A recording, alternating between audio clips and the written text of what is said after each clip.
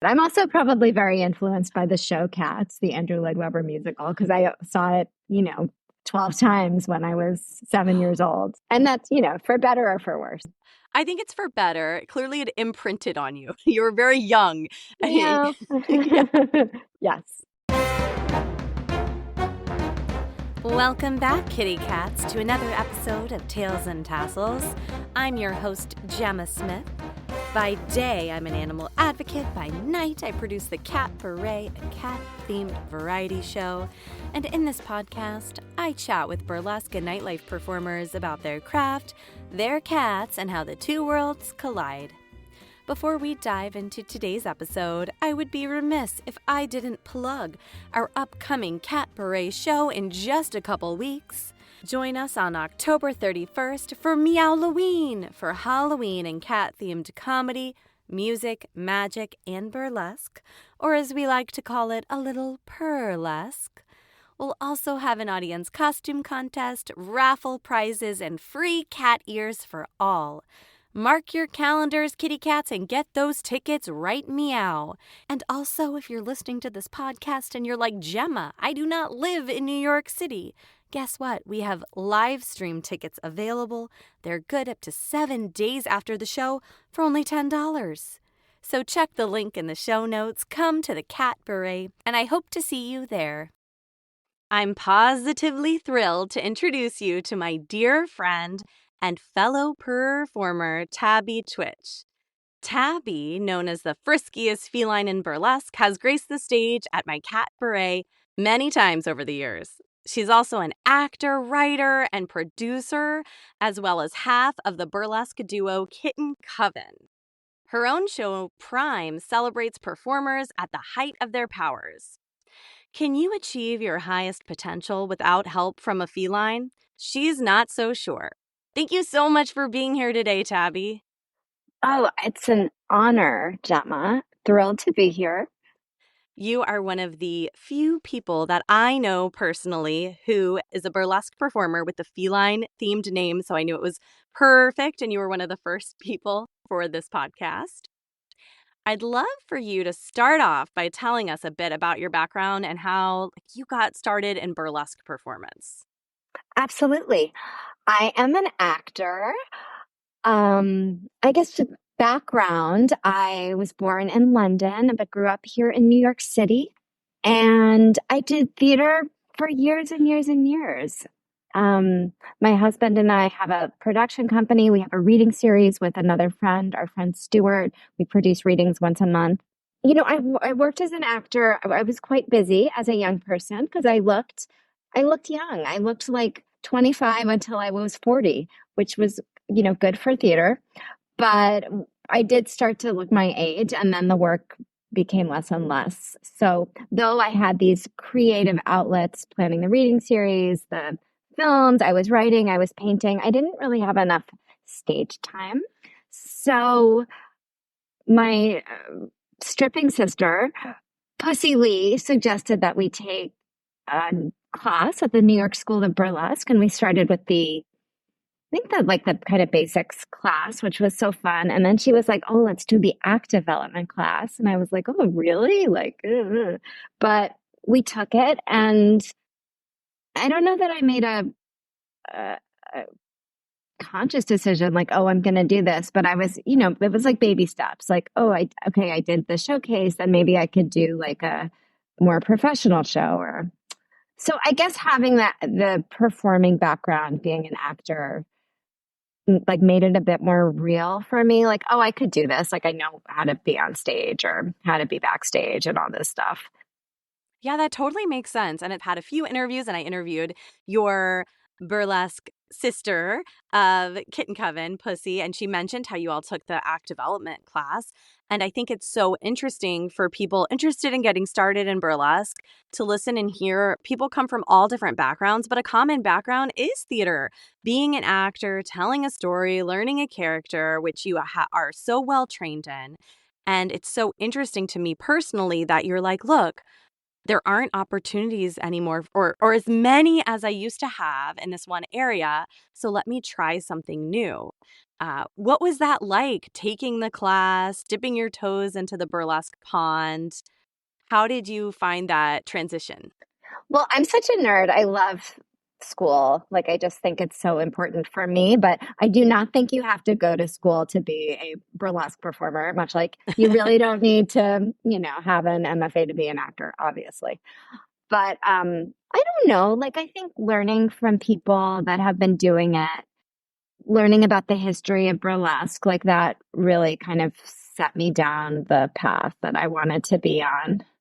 It's nice to be accountable. I took that act development class as well. I feel like my podcast people, we are plugging the New York School of Burlesque a lot because that's where people are getting their start. It's just nice to have that accountability and be around other people that are interested in Yeah, it. you meet people, exactly. And so some of the people in my class, they also like have their own shows now and are quite busy. And then you're like, oh, well, we were baby burlesquers together. And that's like a nice thing to have in common. Yes, I love that part of the community. And speaking of other performers, so something that I really love about burlesque is everyone has their own different style, their own persona. So, how would you describe your performance style? Does it change from act to act? Yeah, tell our listeners a little bit. I mean, I've seen you perform, but I'm curious to hear like how you even developed Tabby. I mean, I think Tabby is probably just a side of Jane, right? Yeah. But I think Tabby is also very influenced by cats. Mm-hmm. Cats can be kind of sultry and lying around, or they can be like running around like wild things. So I think, I enjoy doing a diverse range of acts, whether they're high energy, more, I would never say an act is low energy, but more, like more stillness. And I think that that's directly comes from being around cats. Ooh, I love that. Yes. And so your name, Tabby Twitch, Yeah. clearly it's feline inspired and it's so smart. I love the alliteration and almost like the visual I'm getting just hearing Well, your Gemma, name. it has literary roots. Oh, how did I not know? Yeah, it's a Beatrix Potter character. And she's Tabitha Twitchett is the mother, I believe, of Tom Kitten. Oh, I love it. So her name was Tabitha Twitchum or Twitch? Twitchett. Twitchett. So you just shortened it. So I shortened it I love and then it. just hoped that like the estate of Beatrix Potter would let it slide, but they probably never heard of me. It's okay. And Yeah, let's no. keep it that way. Now they're going to sue. Oh no, they're going to sue you. Speaking now of Tabby Twitch, now not all of your acts are cat themed, but let's hear about a couple of your favorite cat themed acts. Yeah, most of my cat themed acts are in fact kitten coven acts. That is the burlesque duo of Pussy Lee and Tabby Twitch. We are a sisterhood of cats plotting to take over the world, one tease at a time. And that's really a joy, that duo for me, because it's more collaborative. Like, I think burlesque can be a kind of solitary endeavor, not unlike writing. Um, but Kitten Coven is, I feel like Pussy and I are creating these acts together. So we have a slew of cat acts. We have our self-control. It takes place in the animal shelter, and we are kittens trying to break out, go crazy once they shut down the lights of the shelter. And that's really like to promote adopting pets, adopting your cat. I have to just say that's one of my favorite acts of y'all's because I work in animal welfare and you have a mission. It's like you are performing as these cats that want to find a home and it's so fun and entertaining, but also it's like a really nice, positive message to encourage people to adopt cats. That's so perfect. Yeah, it's always good to get a little like message. And I mean, you don't want to be didactic with art, but I think in my writing and my like short film work that I do, I always try to have there's a little fable aspect in there. Um, what else? Kitten Coven Groomers. We Oh, are groomers. We have our shop, Kitten Coven Groomers, and you can bring your cat in and we will buff and shine them And so we have like the giant scissors, giant comb. We have our stuffed animal cats. We're not using real cats in the act, obviously. So that's a good one. It's very sexy. There's a lot of placement of the stuffed cats and things that are just, ooh. Exactly. Burlesque it's so creative. If you can, for the most part, if you can dream it, you can do it. I mean, Yes. yeah. And then you have a workout kitty act that actually you performed solo, even though Pussy and I talked about this. The brainchild of Pussy, 100%. I never would have come up with that. She did the costume. We haven't performed it together yet, but I have a feeling we will. Yes, you have to do that at Catbaret sometime. I would love to see it together because you're like different workout kitties. She had mentioned that you each have your own take on it. So it could be really interesting if you're like competing workout kitties. I don't know. I really like that. I love that idea. And Pussy also talked about how it's really nice. Like you said, you mentioned having someone to work with and bounce ideas off that. She reiterated that as well. So how is it different for you when you come up with a solo piece versus a duo act? I would say for solo, it's like a very long kind of gestation period. Like I think about it for possibly years. Like it's all kind of bubbling up. And, you know, I'll be cleaning out my closet. I'll be like, oh, I could use this for this act idea. And then I put it aside. And then, like, I'm working on an act now that I was looking on my Amazon, things I had saved on Amazon for this act of 2022. I did that. So it's been like, just been thinking for a while about it. And then all of a sudden it like just explodes. And I kind of come up with the whole thing and like, I don't know, I'm like writing down notes for a couple of days. And then if there's more costume pieces I need, I get those. And then once you have the track and the costume pieces, it kind of all falls into place. Yeah, it kind of sounds like you're very inspired by the music and the costuming first. I think so. Yeah. Yeah. Same. I like that too. And I understand, like, for people who are new, perhaps listening, wanting to dip their toes into the burlesque pond, it's a real fun process to create an act, but it can take some time and you might need to marinate on it. You don't want to rush it. Not everything can happen overnight. No, and there's so much work that goes into it. You want to be sure that you're doing it like the way that you want to do it, right? Because you don't want to get all the costume pieces and be like, oh, this is all wrong. Although that has happened. And you kind of learn, right? Like if you do perform an act and you're like, that costume piece didn't work, you could upgrade it. Do you find that with your act sometimes that you make changes once you debut a new act? Yeah. Or I think I add to it. I wouldn't say I make like big dramatic changes, but yes, you can kind of embellish like what you've already created. And speaking of debuting new acts, you have your own show, Tabby Twitch's Prime. And so I love going. I'd love you to tell us about the show because we get to see your new acts and other people debut new acts there. Yeah, tell us the inspiration behind the show. Oh, the inspiration is just being an older performer and, the idea of kind of being in your prime. I guess it's a bit like trendy nowadays, right? Because we're all kind of lifting up like people that are middle-aged. But I don't know, it felt very like truthful to me. Like, oh, I'm in my prime. And I guess the idea behind it is that, not every guest, like you're just a spring chicken, Gemma, and you've been in this show. I'm almost 40 next year, so I guess you could say middle-aged. But, the idea is that prime is like a state of mind. Yes. So, we certainly have performers that are young that come in, but if they're in their prime, they're welcome. And, the idea also is that I want the audience to kind of come in, perhaps they've had a tough work week. They're feeling beleaguered, beaten down by life. They might be feeling like that. And when they leave, I want everyone to feel like they're in their prime. I think you absolutely accomplished that. I can say you can get that for $20. $20. And in the East Village, great location. Yeah. Every time I've left the show, I feel great. It's a great crowd. It's so it's a positive space.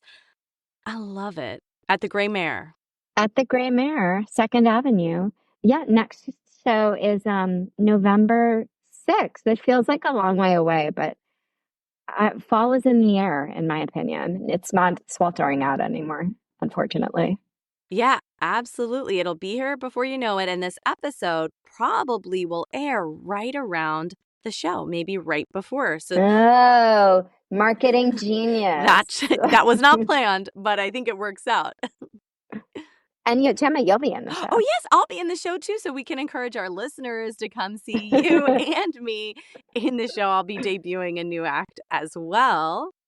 Oh. Yes, and speaking though of, how you found inspiration from a cat, and we're having other performers on the show that have cat-themed names or acts.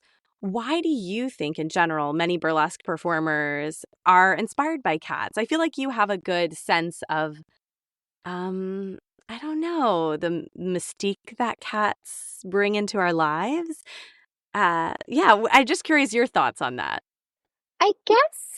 I think that cats possess qualities that I always aspire to in being a burlesque performer. I would say I always want to be silly. I always want to be smart, but I want to do those things elegantly. And I think that's what cats do. Nice. Yes, I think that's right on, because we can see smart, elegant, sexy kitty acts, and then there's a lot of silliness too. Cats can be super silly, so I love that you said that. Do you have a favorite act of yours overall? And it could be cat themed. It doesn't have to. We know you love cats. I really don't. I guess whatever I'm doing up next is my favorite act, the one I'm thinking about. Ooh, I like that. So it's always creating and thinking of what's next. Yeah, or even just like planning a show, be like, oh, I haven't done this act in a long time. I'll do this one, and then kind of be thinking about it and living it. I love that. And then before we move on to learn more about your cats, I would just like to know in general, and maybe you already mentioned what you love about burlesque as far as the creativity, but what is just your absolute favorite thing about performing burlesque? When you're on stage, what is it that brings you back time and again? Burlesque is different from theater in general because you're really interacting with the audience in a way that you kind of don't. And certainly, obviously, in film, there's no interacting with the audience. So the camera. So I think that's like very special to have that, to kind of, you have to gauge where the audience is, and then you tailor your performance a bit to that. I like that added element. In theater, it's more like, oh, this is my Viola. I'm going to do her tonight the way that I've rehearsed it 800 times. I think there's much more like there's more room for spontaneity based on the audience. And burlesque, and that is something that I haven't been totally comfortable with that, but I feel like just because it feels scary to me, because I like to plan everything. I know you do too. I relate. So that's been like a thing that I've had to get used to, but I actually love it. It's really exhilarating and exciting, and I'm looking forward to doing more of that in the future. And I do think that the Gray Mare, that space kind of forces you to do that, which is good. I was just thinking that, because for those who haven't yet been to the Gray Mare, there is kind of like a little walkway in the middle. There's a stage area in the front, and you kind of can really intersperse with the audience or play with the audience. And every space in burlesque in New York City, they're all different types of stages. Mostly small stages, but you never know. Some might be bigger. You have to enter through the audience. So you're absolutely right that kind of changes up based on the space. It really does. Okay, and so we've talked today about your craft, your persona as Tabby, what led you to burlesque, and your own show Prime, which people have to go check out. Now, I would love to hear about two very special creatures who I know about already, but I would love for you to share for our listeners. Tell us about your cats. What are their names, and how did they come into your lives? Yeah, I have two cats, Edie and Nico. They were named after the Andy Warhol factory girls, Edie Sedgwick and Nico, the German singer. And they are from the ASPCA. my husband and I had a cat, Agatha, who died tragically. She was only 9. Aw. And I was away doing a production of a Noel Coward play, so I wasn't here for that. And when I came home, there was an empty house with no cats, and that's not a home. No. No. So I called all the shelters, and the woman at the ASPCA was so nice. This was, I think, a year before the kitten nursery opened. Okay. And she said, well, we have 2 shy gray tabbies, 2 kittens. Aw. And that was kind of exactly what I was like thinking. 2 shy sisters. I was like, oh, I'll get 2 tabby sisters. So I went to meet them, and they were, yes, cowering in the cage. But they were so cute. They were 8 weeks old. So I brought them home, and they really did spend their first 6 weeks with us under the bed. Oh, wow. They really, really were shy. They were really petrified. So then they just came around, because I've been over to your apartment before, and they're out, and it just all took them over, time. all over us. Yeah. It just takes time. So that's a good thing to keep in mind with your kittens, that they could eventually become very brave. Although one of our kittens is still Nico. I don't think you've ever met her. She's very shy. Oh, you did meet her. I did, but I don't recall. I think it was only once, and I don't recall like their difference in personality. So Edie's more of the like forward, like the queen of the household out of the 2. She's the boss for the most part. It's more like Edie's a dog and Nico is a cat. Interesting. Yeah, I know what you mean. Yeah. And do they get along wonderfully because they're litter mates? Yeah, they have like the sister relationship. Like sometimes they're licking each other's faces, and sometimes they're hissing at each other. You just never know. Yeah, typical sisters. And when you're performing or like coming up with your acts, are they ever watching it or part of the process? Like, do they get into your costumes? How do they kind of intersect with your craft? They do get into my costumes, or, if you toss like a glove, they're like, oh, this is my toy. So, yeah. So I do, you have to stop and then like get the glove. That does happen. But I wouldn't say they're, in fact, my tip at the end was going to be like, don't be upset when your cat leaves the room when you're performing. Oh, that'll be perfect. Because sometimes, especially Nico, like she gets really annoyed if she's sleeping and you start making noise. Oh. Like she'll just be like, and then like saunter out of the room. Yeah, she doesn't want you to start. It's her house and you're just living there. I know. How dare I try to rehearse my burlesque act? Earn money to buy her food. Yeah, exactly. You're working for her. Do they have any other special like quirks about them or weird habits? She's actually right here because she knows we're talking about her. Oh. I was rhinestoning a skirt and she's just sitting on it right now. Oh, you were rhinestoning right now for a new act? Yeah. Do you see her? Oh, I see her. Yes, she's so pretty. Oh, you're in your living room. Yeah. She's so pretty. She's so pretty. I know. She's lighter than I remembered her for some reason. And Edie's darker. Yeah, okay. Now I remember. Edie's the darker one. But they look so similar. Their faces. It's kind of insane. Yeah. Thank goodness she's a little darker, because at first you wouldn't, when they were under the bed, you wouldn't know who was who. I wouldn't, no. I would love to know any daily routines or special rituals that you have with your cats. Yeah. So Edie sleeps on top of me. So she is the first thing I see and hear every morning. It's my morning. Every night? Morning cat. She sleeps on top of you? She does this funny thing. She gets into bed like right after dinner. Aww. And she's like, and then waits for us for like 3 hours. Wow. Commitment. Like, okay, I ate, ready for bed. Sometimes I think though she's like she's getting the place so that Nico doesn't get there. You know what I mean? Yeah. Cats are weird like territorial. That. Mm-hmm. And then Nico's good at naps. We call them Nico naps, if you're lucky enough to get a nap during the day. So she loves naps. She's really good at them. You just have to call her name and she will come and just like snuggle up, and she rests her head on my chest. And then she looks up at you and kind of like coos like a baby. It's insane.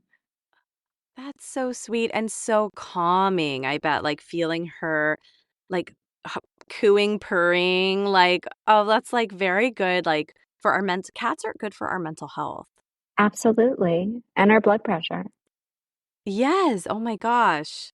I love it. Like, except for when they get sick or something, then our blood pressure goes That's true. through the roof. Absolutely. But it's worth it. Like, it counteracts itself. I think so.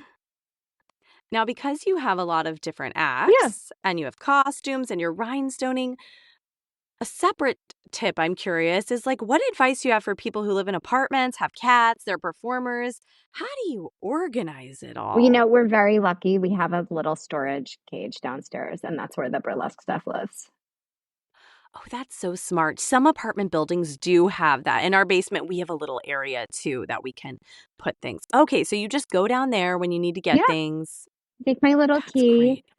I don't know what they think in the lobby that I come back with, you know, these like huge boas with rhinestones, but who cares?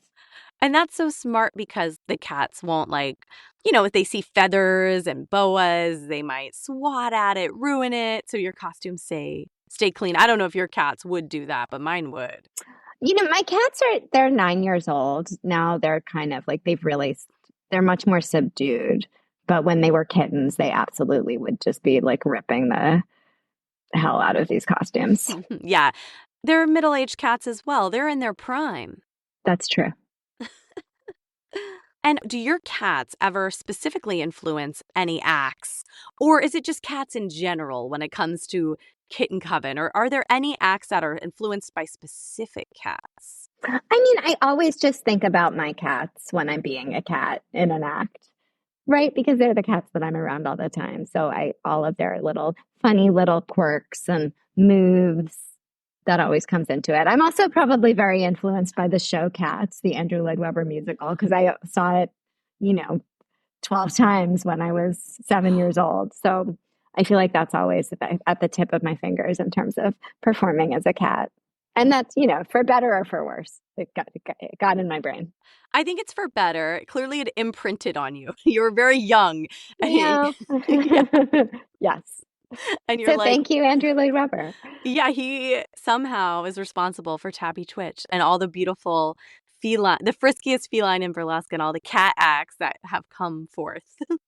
Yes. So now we're at our showgirl cat recommendation portion of the podcast. Each guest will share a piece of advice or favorite tip for fellow performers and cat parents. So Tabby, what is your tip? Well, my tip was just, you know, don't be upset when your cat leaves the room in a huff when you're rehearsing. They're just being a cat. Yes, cats are cats. They can't be They're finicky. Yes, they can't be our devoted audience all the time. It's not personal, and it's not a reflection on your brilliance.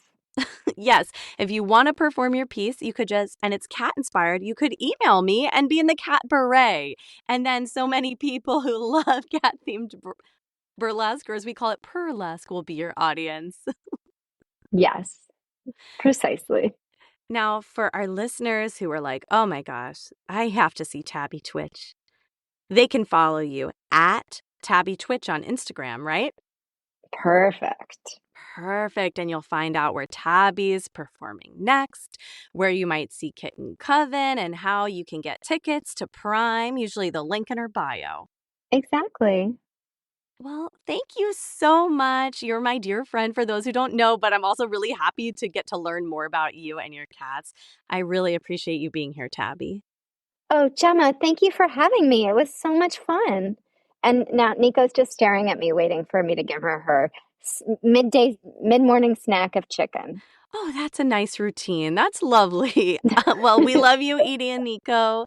And that's a wrap for this episode of Tails and Tassels. Yay. We love hearing from you, so feel free to send us an email at tailsandtasselspod@gmail.com.